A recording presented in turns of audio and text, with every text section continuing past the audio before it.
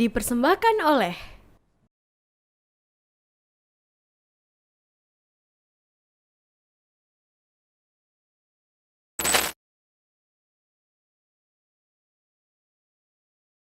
Bismillahirrahmanirrahim. Assalamualaikum warahmatullahi wabarakatuh. Pemirsa TVmu dimanapun Anda berada, apa kabarnya nih? Mudah-mudahan pemirsa selalu dalam keadaan sehat walafiat dan juga dalam lindungan Allah Subhanahu wa Ta'ala dalam setiap aktivitasnya. Amin.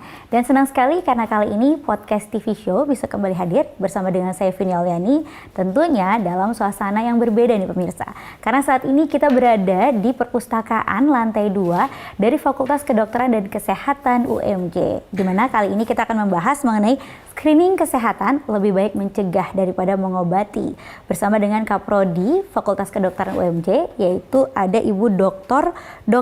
Tri Ari Guntar Wika Ningtyas SPPK atau biasa disapa dengan Dr. Tri. Langsung saja kita sapa. Assalamualaikum Bu Dr. Tri. Waalaikumsalam warahmatullahi wabarakatuh. Apa kabar Ibu? Alhamdulillah baik. Alhamdulillah baik ya Bu ya.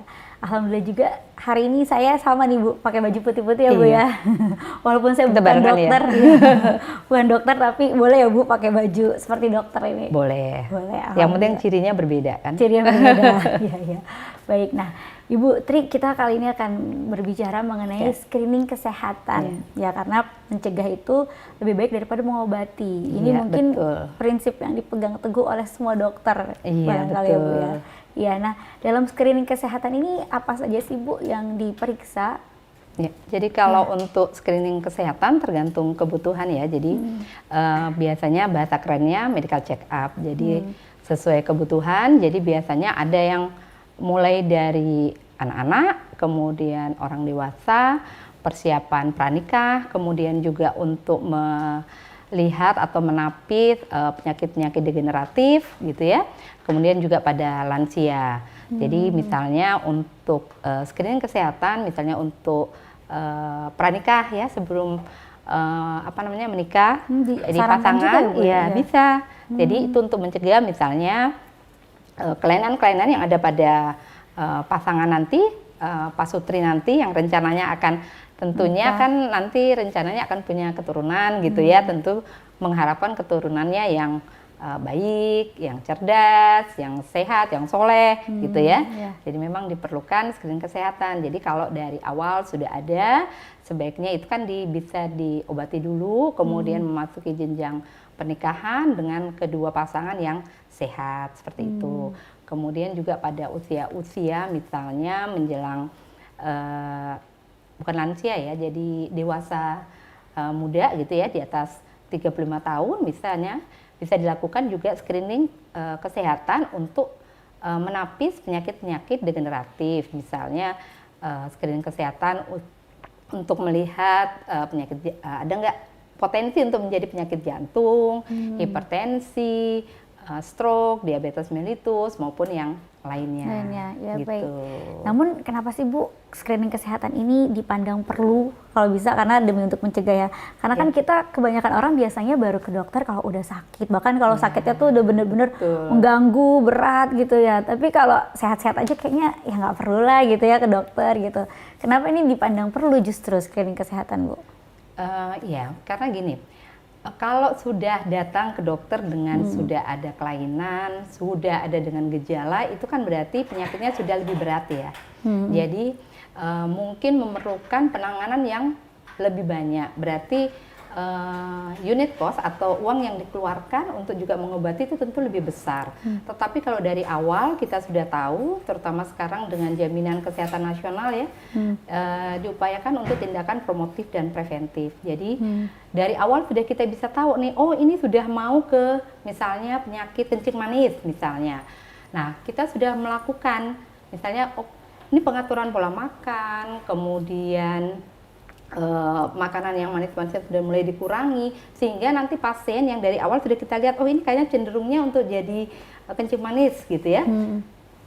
Kita rubah supaya tidak menjadi kencing manis. Misalnya, oh ya dia bisa normal kembali. Jadi pasien kita bisa cegah atau masyarakat kita bisa cegah untuk tidak menjadi sakit seperti itu. Karena memang pasti biayanya kalau sudah sakit jauh lebih mahal dibandingkan dengan kita mencegahnya, misalnya bisa olahraga, bisa tadi pola makan, pola hidup dan sebagainya.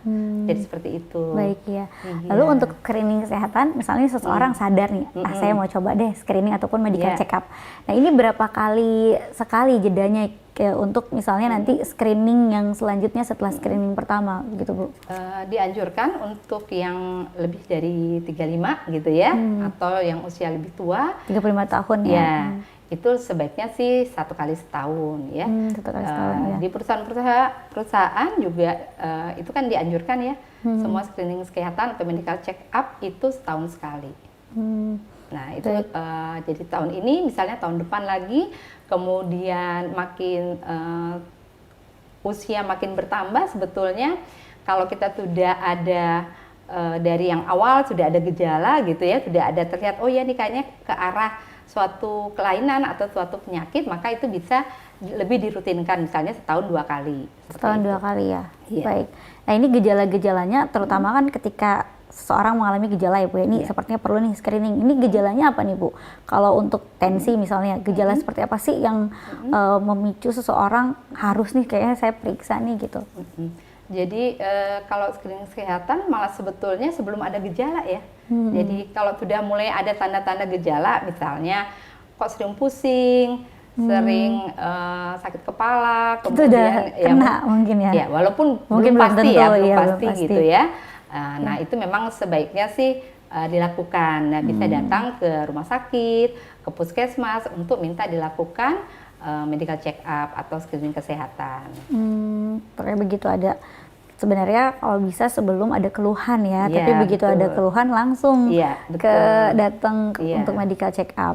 Tapi biasanya orang-orang juga suka terkendala mungkin di pikirannya ini kalau medical check up atau screening kesehatan tuh mahal gitu. Ini gimana Bu? Sebetulnya tidak ya. Jadi memang tergantung kebutuhan.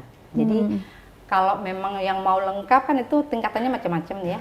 Ada yang medical check up hanya melihat dari pemeriksaan fisik, kemudian ronsen dan laboratorium. Ada juga yang lebih advance misalnya ya, tergantung dengan kebutuhan setiap orang. Jadi biaya yang dikeluarkan juga tergantung dari seberapa pengen customer itu untuk melihat kelainan yang ada dalam tubuhnya. Baik, gitu ya. Yang paling sederhana ya pemeriksaan fisik, kemudian pemeriksaan radiologi dan pemeriksaan laboratorium. Itu kalau untuk screening kesehatan yang paling sederhana itu tadi untuk mengetahui apa aja tuh Bu? Ya biasanya kalau screening kesehatan misalnya untuk pemeriksaan fisik kan bisa dilakukan berat badan, tinggi badan, kemudian bisa dilihat tekanan darahnya ya. Kemudian juga untuk pemeriksaan radiologi biasanya fototoraks gitu ya. Jadi bisa dilihat kalau ada kelainan-kelainan pada dada, kemudian pada jantung dan paru, kemudian juga pemeriksaan laboratorium biasanya pemeriksaan hematologi ya. Jadi bisa screening misalnya untuk anemia maupun kelainan-kelainan yang lain. Jadi bisa ditambahkan di laboratorium itu banyak, misalnya untuk screening kelainan pada profil lemaknya ya, untuk melihat apakah ada kelainan-kelainan nanti yang bisa mengarah ke penyakit jantung misalnya. Kemudian juga bisa pemeriksaan glukosa darah misalnya untuk melihat apakah ada kemungkinan dia menjadi diabetes mellitus atau kencing manis. Kemudian pemeriksaan fungsi hati misalnya, adakah kelainan-kelainan pada organ hati. Kemudian pemeriksaan fungsi ginjal untuk juga screening apakah ada kelainan-kelainan pada organ ginjal dan sebagainya. Itu screening lanjutannya ya. Dari untuk yang tahap awal mungkin tadi dari darah ya, tes darah, tensinya.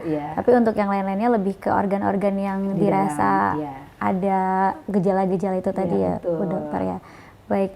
Lalu untuk misalnya nih seorang terkait dengan penyakit yang lebih kronis ya, seperti misalnya kita kan harus hindari untuk seperti kanker ataupun juga tumor. Nah itu gejala awal seperti apa yang seseorang harus screening? Itu bisa lewat screening juga Bu Dokter ya? Bisa, misalnya kalau diketahui kanker serviks ya. Jadi pada perempuan-perempuan yang sudah menikah gitu kan dianjurkan untuk melakukan pemeriksaan pap smear. Nah, pap smear itu screening juga ya Bu Dokter ya? Juga. Jadi jangan sampai nanti sudah jadi kanker Stadiumnya, leher rahim gitu iya. ya. Nah itu baru datang ke dokter. Nah itu bisa dilakukan dari situ.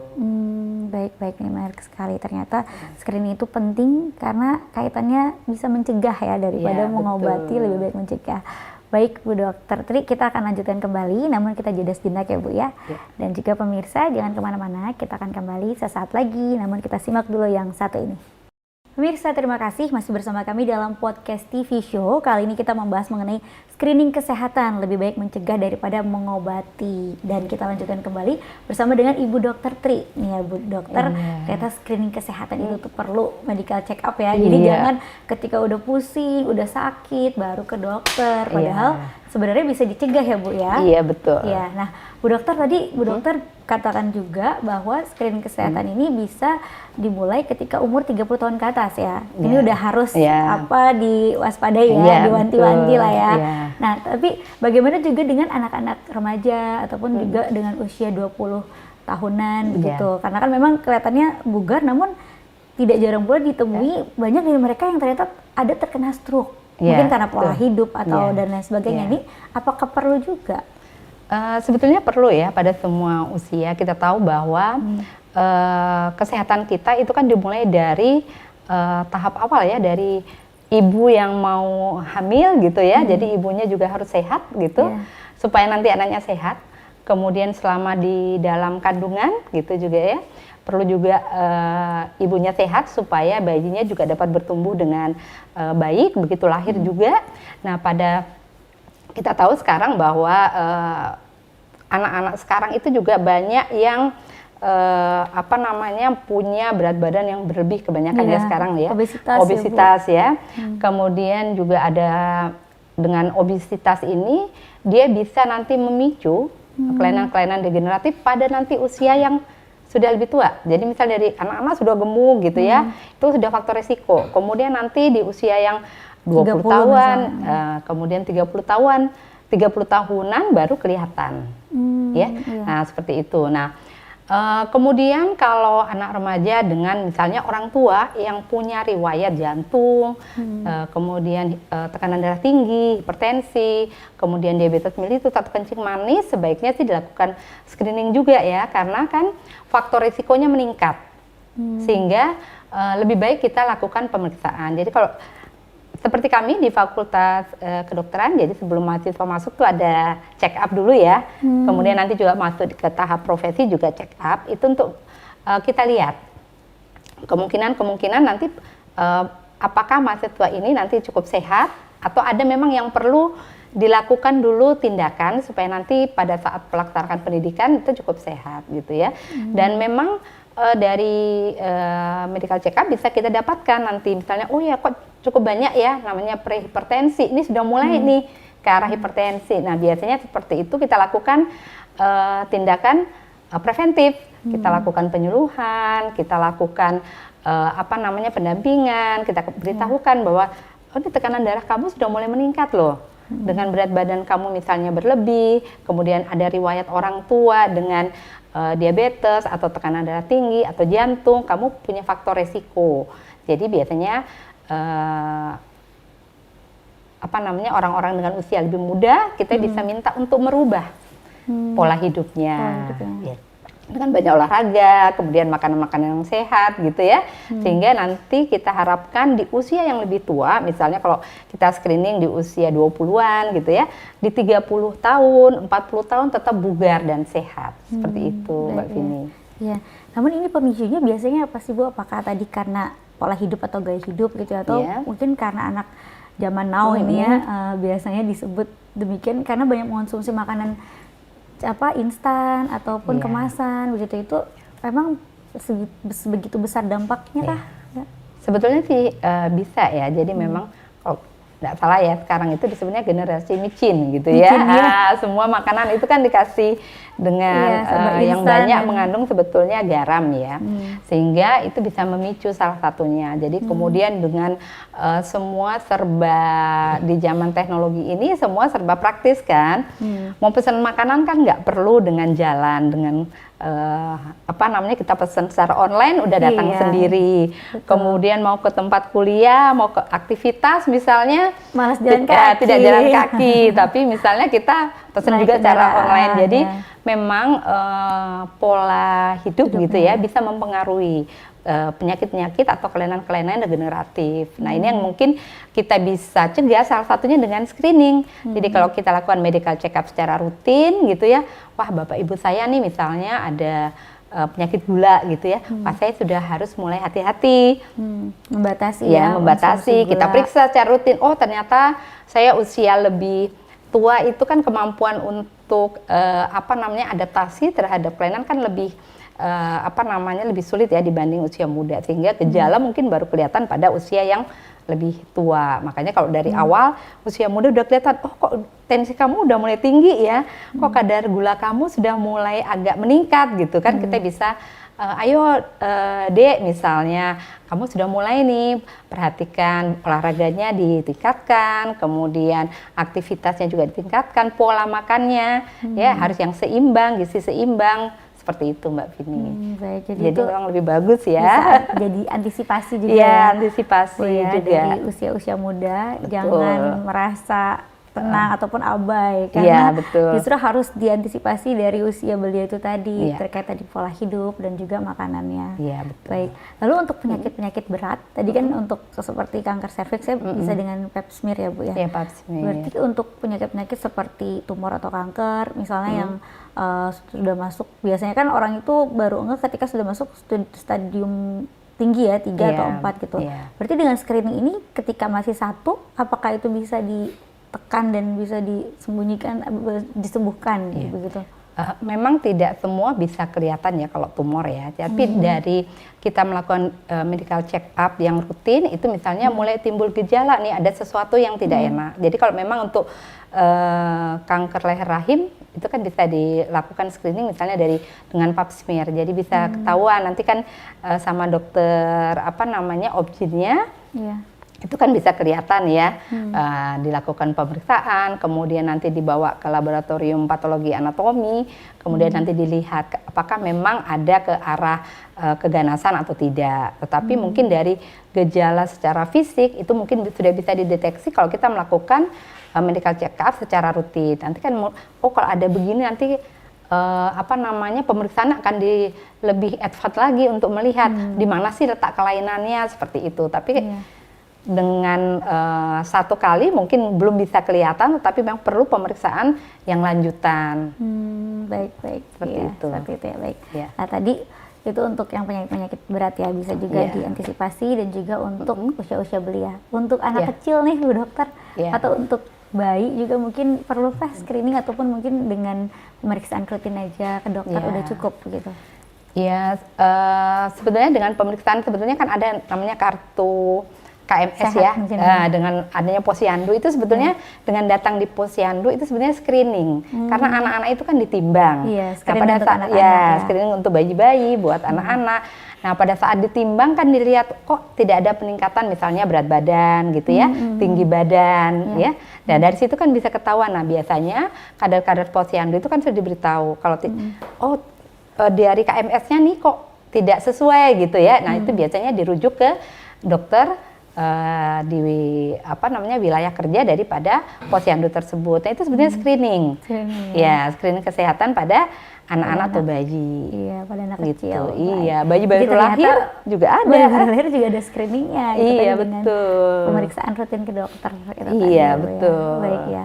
Nah, ini juga terkait mencegah lebih baik daripada mengobati. Iya. Kita ini pola hidup seperti apa sih Bu yang harus kita jalankan juga agar terhindar dari penyakit-penyakit gitu yang nantinya berbahaya ke depannya? Intinya adalah pola hidup yang seimbang. Ya, seimbang secara jasmani, fisik maupun spiritual. Ya, karena kalau tidak seimbang ya, penyebab stres segala macam itu juga bisa Pengaruh ya, Bu, ya, mempengaruhi kesehatan kita. Jadi memang pola hidup, kemudian juga itu secara fisik ya, tapi secara rohani harus juga diisi. Sehingga kita bugar jasmani dan rohani. Seperti itu. Baik. Ya, untuk olahraga juga disesuaikan ya Bu Dokter ya? Iya, karena betul. untuk penyakit jantung katanya kan olahraganya juga nggak boleh yang berat gitu Iya, ya, betul. atau asal begitu yang Benar.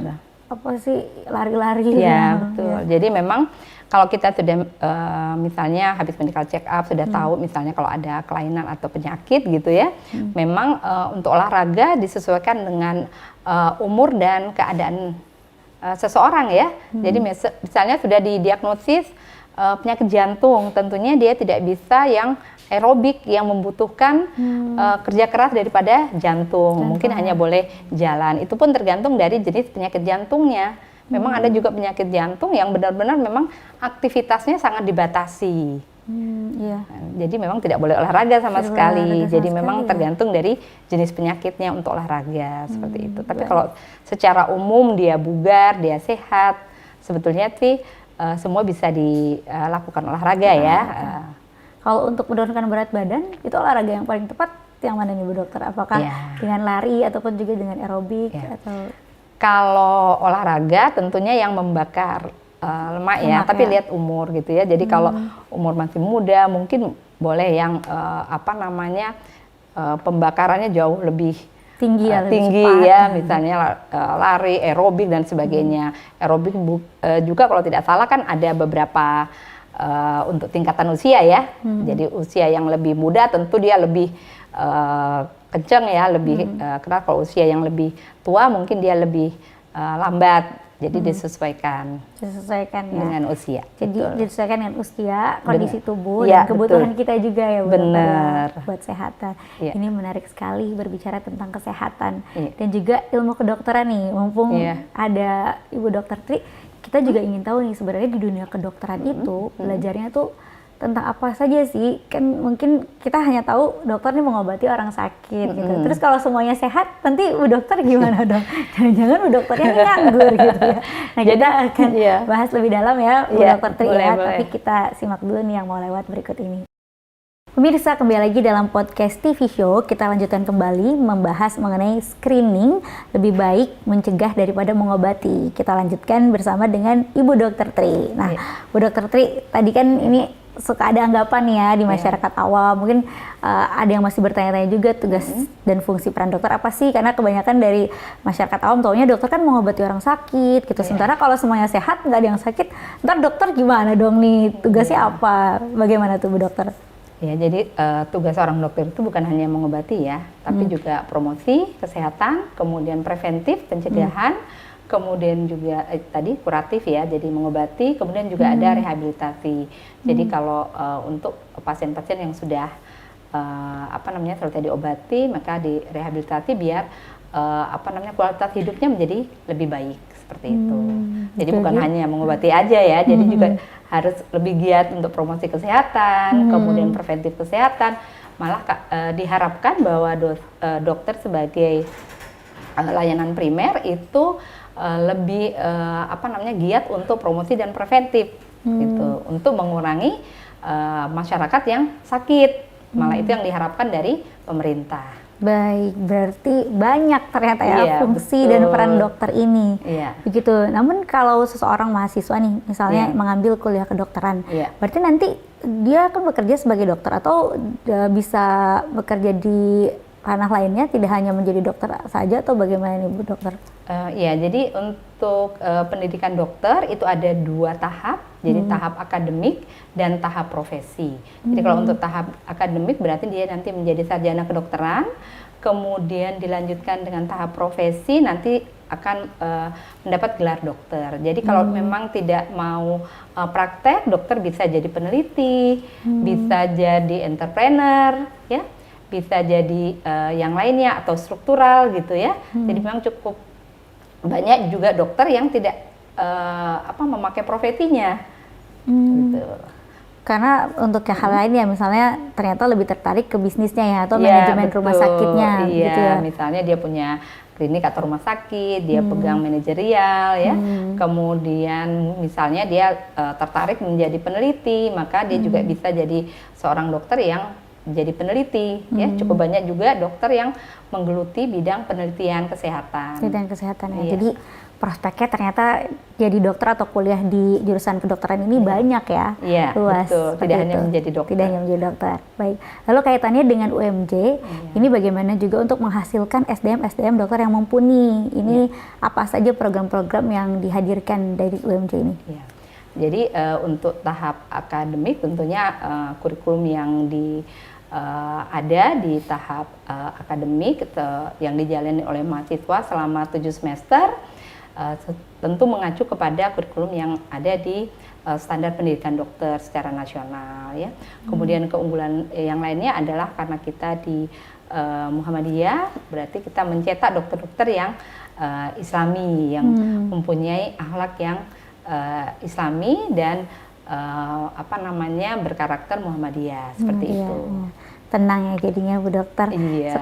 Selain diarahkan dengan ilmu kesehatan, agamanya juga nggak ketinggalan. Iya, gitu betul. ya. Insya Allah. Baik, insya Allah. Baik. Lalu biasanya ini tadi kan untuk dokter itu ada yang jalur profesi dan ada jalur akademik ya tadi. Iya. Jadi tahapnya ada dua tahap pendidikannya. Jadi pendidikan S1 kedokteran, kemudian lanjut ke tahap profesi untuk mengambil profesi dokter seperti itu. Baik. Ini di saat mahasiswa mengambil untuk S1 kedokteran, apa saja sih ini yang dipelajari? Kan nanti mereka akan menjadi dokter umum ya? Iya, untuk betul. Sebelum mengambil profesi itu. Iya, betul. Jadi kalau untuk di tahap akademik tentu yang dipelajari adalah ilmu-ilmu dasar dari bidang kedokteran, kemudian juga mempelajari tentang mekanisme penyakit, kemudian tentang ilmu-ilmu terapi, kemudian juga keterampilan klinik yang nanti akan dipakai pada saat masuk ke tahap profesi. Jadi dibekali dulu nih dasar-dasarnya, termasuk keterampilan kliniknya. Setelah itu nanti di tahap profesi dia akan menerapkan ilmu dan keterampilan yang dia dapat di tahap akademik untuk dipraktekkan dalam menghadapi atau mengobati pasien-pasien di lahan-lahan yang ada di rumah sakit maupun puskesmas. Baik. Nah, jika nantinya mahasiswa ini mengambil kuliah kedokteran, itu kan untuk sarjana kedokteran itu mempelajari semuanya ya tadi secara basicnya. Namun kan di kedokteran cabangnya juga banyak nih ya Bu Dokter ya. Ada nantinya ketika mengambil spesialis ada dokter anak ataupun juga dokter penyakit dalam, dokter ada dokter laboratorium juga gitu. Nah nanti untuk mengetahui minatnya itu apakah ada penjurusan juga atau diarahkan kira-kira nanti nih mahasiswa tertariknya nih di mana gitu atau setelah lulus? Jadi kalau untuk ngambil spesialis, nanti setelah mahasiswa itu lulus menjadi dokter. Jadi dokter yang kita cetak adalah dokter umum, kemudian nanti setelah melewati ada namanya tahap intensif, kemudian dia boleh berpraktek secara mandiri, setelah itu misalnya dia mau menjadi dokter spesialis, baru bisa mengambil. Jadi memang yang kita cetak adalah dokter umum dahulu, seperti itu. Dokter umum dahulu. Iya. Untuk tugas akhirnya seperti apa Bu Dokter? Kalau untuk tugas akhir di tahap akademik, jadi mahasiswa di semester 7 itu ada membuat skripsi. Nah, bidangnya biasanya tergantung dari kesepakatan antara mahasiswa dengan pembimbing. Topik-topik di seluruh bidang kesehatan. Baik. Untuk proses belajarnya bagaimana? Berapa persen praktek misalnya dan berapa persen untuk teorinya? Ya. Kalau di tahap akademik tentunya lebih banyak ke teori, keterampilan kliniknya ada, tetapi itu masih kita lakukan ke manekin ya, kita sebut manekin atau kayak boneka seperti itulah ya. Jadi nanti misalnya cara menyuntik gitu, jadi dilakukan bukan kepada pasien tetapi kepada manekin. Kemudian dasar-dasarnya jadi memang untuk praktek keterampilan lebih banyak secara secara aktif ya mahasiswa, jadi kuliah itu sekitar 20%, kemudian ada sekitar 40%-nya lagi itu untuk modelnya adalah PBL ya, jadi diskusi kecil, jadi memang mahasiswa yang aktif gitu ya, di bawah satu kelompok, jadi ada dosen sebagai tutor, kemudian ada sekitar 10-15 mahasiswa, kemudian akan memecahkan suatu problem klinik gitu ya, misalnya ada seorang pasien dengan keluhan seperti ini, nah itu mahasiswa akan memecahkan secara teori, kemudian yang akan dipandu oleh seorang tutor. Kemudian juga ada kelas keterampilan klinik yang tadi saya bilang juga satu instruktur dosen itu akan membimbing sekitar 10 mahasiswa untuk keterampilan kliniknya, tetapi bukan kepada pasien. Jadi kita masih pakai simulasi ke manekin atau ada juga disebut dengan pasien standar. Jadi orang normal yang kita kita ajarin seolah-olah dia pasien. Misalnya untuk anamnesis atau wawancara ya. Kemudian untuk pemeriksaan fisik, pemeriksaan tensi yang benar gitu ya.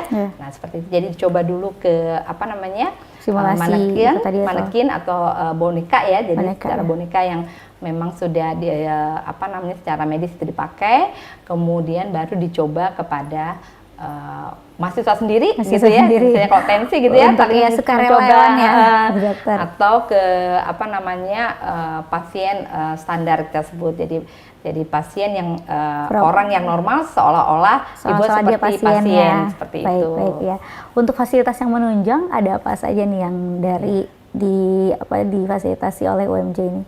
Jadi kalau di sini kami ada perpustakaan, ada laboratorium basah dan kering untuk menunjang teori, kemudian juga ada laboratorium keterampilan klinik, kemudian ada ruangan-ruangan untuk tadi diskusi-diskusi, ya.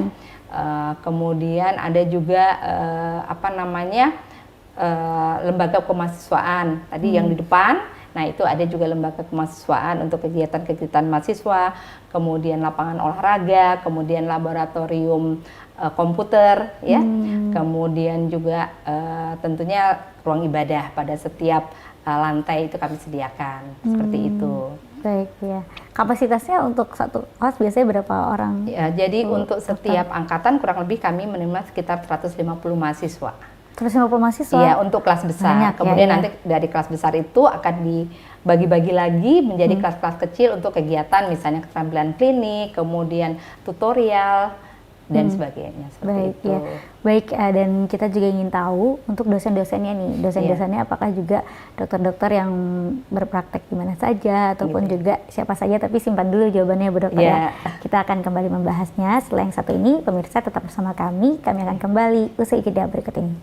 Pemirsa, kembali lagi dalam podcast TV Show. Kita lanjutkan kembali nih pembahasan mengenai seputar dunia kedokteran ya bersama dengan Ibu Dokter Tri. Nah, lalu bagaimana Bu Dokter dengan dosen-dosennya yang mengajar di Fakultas Kedokteran ini? Jadi dosen-dosennya tentu banyak yang berpraktek juga sebagai praktisi-praktisi di luar ya. Jadi memang kiprahnya juga secara nasional juga sudah mumpuni. Kemudian juga selain praktek di rumah sakit baik punya Muhammadiyah ataupun pemerintah dan swasta lainnya, juga memang ada dosen-dosen yang memang dari awal menjadi ada di Fakultas Kedokteran, di mana Fakultas Kedokteran ini sudah ada sejak tahun 2003, Mbak. Jadi memang sudah cukup lama juga ya, seperti itu. Baik, alhamdulillah ya. Jadi sudah sangat didukung dengan dosen-dosen yang berkualitas dan juga berpengalaman ya. Baik, lalu untuk prestasinya nih, prestasi mahasiswa dan juga dari prodinya sendiri seperti apa saja? Jadi kalau prestasi cukup banyak juga ya mahasiswa baik nasional maupun internasional ya. Belum lama ini juga ada lomba ilmiah di Thailand itu juga kita menang. Jadi kita juara 3 seperti itu. Luar biasa, juara 3 di Thailand ya. Iya. Baik. Itu untuk penelitian mahasiswa dan dosen. Ya, baik. Untuk ini Bu, Bu Dokter terkait kerjasama nih, kerjasama yang dijalin juga seperti apa dengan rumah sakit terkait yang menunjang? Ya, jadi kalau untuk tahap profesi memang ada rumah sakit baik di daerah maupun di Jakarta, baik swasta maupun pemerintah ya. Jadi misalnya ada di di Jawa Barat itu ada di Sukabumi, Sekarwangi, kemudian Cianjur, kemudian juga ada di Banjar. Sampai ke luar kota ya Bu ya, dengan rumah sakit di luar kota. Ya, selain itu juga dengan rumah sakit di bawah Muhammadiyah, Rumah Sakit Islam Jakarta Cempaka Putih, Rumah Sakit Islam Jakarta Sukapura, Rumah Sakit Islam Jakarta Pondok Kopi, kemudian juga Rumah Sakit Islam Klender. Baik, banyak ya. Iya, Jadi betul. untuk kerjasama yang dijalin. Ini untuk prodi S1 biasanya ini ada magang juga kah atau nanti itu di profesi? Jadi kalau magang tidak ada, tapi nanti pada saat masuk tahap profesi ya, iya, langsung betul. praktek di rumah sakit Iya, itu ya? betul. Di bawah bimbingan dari dosen-dosen pembimbing tentunya yang ada di rumah sakit. Untuk magang ini dengan koas nih sama ya Bu? Atau iya, beda? sama. Jadi kepaniteraan klinik. Kepaniteraan klinik. Iya. Itu nanti di saat melanjutkan profesi ya? Iya, jadi setelah 7 semester, kemudian lulus sarjana kedokteran, kemudian masuk ke tahap profesi, kurang lebih sekitar 4 semester, itu yang mahasiswa akan berpraktek di lahan-lahan di rumah sakit, di bawah bimbingan dosen-dosen tentu yang ada di rumah sakit, seperti itu. Berarti sekitar tadi 7 semester, 3,5 tahun, lanjut ke profesi 4 semester ya, sekitar 5,5 tahun atau 6 tahun ya. Sampai nanti lulus, biasanya ada nanti ujian kompetensi ya secara nasional, jadi kurang lebih sekitar 6 tahun lah. Sekitar 6 tahun lulus ya. menjadi dokter akhirnya ya, sumpah dokter ya. Sumpah dokter, ya baik. Untuk ini Bu Dokter, jaringan dengan alumni, alumni lulusan-lulusan ini seperti apa nih? Jadi alumni kita kalau dokter kurang lebih sudah sekitar 1.600-an dokter ya lulusan yang dihasilkan. Dari UMJ ya? Iya. Nah itu sudah berkiprah, ada yang di pemerintahan, ada di rumah sakit, ada yang punya rumah sakit, ada yang punya klinik. Jadi memang sudah banyak yang mengambil spesialis juga. Jadi alhamdulillah bahwa alumni kita diterima dengan baik di luar, seperti itu, dipercayalah. Iya, karena sudah ada 1.600-an. 1.600-an, iya luar biasa. Dan ini juga terutama yang sering menjadi pertanyaan biasanya untuk belajar ilmu kedokteran, itu kan identiknya memang banyak biaya yang harus dikeluarkan ya Bu Dokter ya. Lalu untuk beasiswa ini seperti apa Bu Dokter? Iya. Jadi kalau beasiswa, jadi ada beasiswa Hafiz Quran, kemudian juga ada beasiswa mahasiswa berprestasi. Jadi nanti kalau misalnya sudah masuk di kedokteran gitu ya, nah itu kalau setiap semester kita ada jalur prestasi, itu bisa diajukan setelah semester ketiga. Jadi ada beasiswa yang diberikan dari fakultas. Jadi ini tidak menutup kemungkinan untuk beasiswa, bahkan yang Hafiz itu bisa semuanya bebas full ya? Iya, full. Baik, alhamdulillah. Tapi dengan syarat-syarat tertentu ya. Dites terus ya Bu Dokter ya? Iya, betul. Dan ada juga anggapan kalau kita belajar kedokteran ini susah Bu Dokter. Ini sebenarnya gimana Bu Dokter? Ataupun juga tips sukses jadi dokter dan kuliah kedokteran? Kalau susah itu relatif ya. Jadi memang tergantung minat kita gitu ya. Jadi kalau memang sudah memilih kedokteran tentunya kalau kita suka pasti kita akan mengejarnya seperti itu. Jadi di bidang ilmu apapun saya kira sama ya. Jadi bukan hanya kedokteran, yang lain juga kalau kita rasa berat tentu berat. Jadi kalau kita rasa bahwa kita senang tentu terasa ringan. Jadi intinya adalah giat dan tekun. Jangan lupa juga untuk berdoa pastinya itu. Iya ya, baik. Lalu program kedepannya seperti apa nih Bu Dokter yang mungkin ingin ditingkatkan dari prodi kedokteran ini untuk mahasiswa juga? Iya, tentunya kami punya karena keunggulan sesuai dengan visi adalah geriatri komunitas, maka kedepannya kami akan mengembangkan tentunya ke arah geriatri komunitas. Geriatri komunitas itu artinya ya kesehatan lansia lah, seperti itu yang ada di masyarakat ya. Jadi bagaimana para lansia ini nanti menyongsong masa tuanya dengan tetap sehat dan bugar. Jadi itu sudah dimasukkan ke dalam kurikulum, kemudian juga sudah ada di dalam roadmap penelitian maupun pengabdian kepada masyarakat. Jadi kita harapkan ke depannya ini insya Allah kita akan akreditasi, mudah-mudahan kita bisa mencapai program studi yang unggul. Mohon doanya nih dari semua pemirsa ya, mudah-mudahan FKK bisa akreditasi unggul. Jadi kita butuh dukungan dari semua pihak untuk meningkatkan kinerja kita, seperti itu Mbak. Iya, baik Bu Dokter, kira-kira mungkin apa yang bisa dijanjikan juga dari prodi kedokteran UMJ jika seorang berkuliah di UMJ gitu, bisa menjadi dokter yang seperti apa nih dari lulusan-lulusan kedokteran UMJ?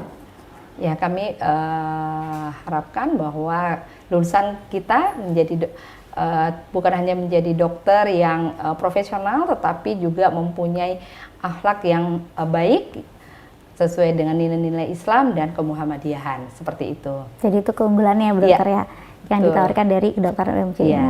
Baik Bu Dokter, kita kembali lagi ke screening tadi, boleh berikan juga statement closingnya Bu Dokter, closing statement ataupun juga kesimpulan terkait screening kesehatan nih yang perlu diperhatikan bagi pemirsa karena mencegah itu lebih baik daripada mengobati. Silakan. Lakukan screening sesuai dengan kebutuhan kita. Lakukan minimal 1 kali setahun untuk membuat tubuh kita menjadi lebih sehat di kemudian hari. Baik. Itu. Baik, terima kasih Bu Dokter. Satu lagi Bu Dokter ini untuk screening, ini kan untuk penyakit itu ada yang dari disebabkan karena gaya hidup dan juga ada yang dari genetik ya. Ya Bu Dokter. Nah berarti dengan screening itu bisa mengantisipasi seseorang yang sudah punya ada kemungkinan dari genetiknya, penyakit yang dibawa dari genetiknya itu bisa diantisipasi dan ditekan ya Bu Dokter? Jadi memang ada penyakit-penyakit tertentu memang itu terkait genetik ya. Misalnya taruhlah kelainan-kelainan misalnya hemofilia ya. Hemofilia misalnya kelainan darah di mana kalau dia luka gitu ya, itu dia lama berhentinya misalnya, itu memang terpaut genetik. Jadi bisa dilakukan screening kesehatan misalnya pada pasangan yang mau menikah. Jadi pasangan yang mau menikah kalau bisa dilakukan gitu ya, screening penyakit-penyakit genetik tertentu memang membutuhkan mungkin pemeriksaan yang lebih banyak ya. Jadi kita biasanya dari anamnesis, ditanya riwayat keluarga dan sebagainya. Kalau ada ke arah kelainan-kelainan genetik, tentunya screeningnya dilakukan lebih advance lagi, ya lebih lanjut lagi gitu. Kalau itu pada saat kita lakukan wawancara atau anamnesis didapatkan, oh kemungkinan nih ada kelainan-kelainan yang bisa secara genetik diturunkan seperti itu. Tetapi ada juga yang kelainan genetik sebetulnya tidak diturunkan gitu ya, tetapi kalau itu ada pada orang tua, kemungkinan besar resiko untuk kita dapat penyakit yang sama itu jauh lebih besar. Ya, misalnya untuk kelainan-kelainan degeneratif ya, misalnya kencing manis, penyakit jantung, hipertensi gitu. Tidak diturunkan secara langsung, tetapi faktor risikonya menjadi lebih meningkat kalau kita punya keturunan dengan penyakit yang sama itu tadi. Jadilah itu tadi sekali lagi pentingnya screening karena bisa mengantisipasi hal-hal terkait kesehatan yang tidak kita inginkan di kemudian hari. Baik Bu Dokter, dan juga terkait prodi kedokteran dari UMJ ini boleh juga memberikan ajakan mungkin bagi pemirsa TV yang menonton, sanak keluarganya, kerabatnya yang ingin bergabung jadi bagian dari kedokteran UMJ. Silakan. Kepada pemirsa, kemudian pada adik-adik sekalian yang berminat untuk menjadi seorang dokter, bukan saja dokter yang profesional, tetapi juga yang menjunjung tinggi nilai-nilai Islam dan kemuhammadiyahan, silahkan bergabung dengan kami di Fakultas Kedokteran dan Kesehatan Universitas Muhammadiyah Jakarta.